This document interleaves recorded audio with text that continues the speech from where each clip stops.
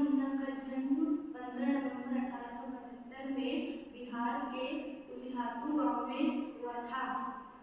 बिरसा मुंडा का नाम अबुआ विष्णु अबुआ राज था। भगवान बिरसा मुंडा ने अपने जंगल जमीन और अपनी आज़ादी के लिए ब्रिटिश शासकों का जम के विरोध किया। बिरसा मुंडा के जीवन के संघर्ष के लिए उसे भगवान का दर्जा दिया गया। बिरसा मुंडा एक महान स्वतंत्रता सेनानी और आदिवासी नेता थे।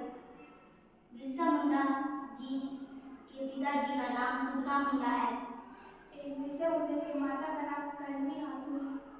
बिरसा मुंडा बिहार और झारखंड के विकास और भारत के स्वतंत्रता संग्राम में आंदोलन में अहम भूमिका निभाई।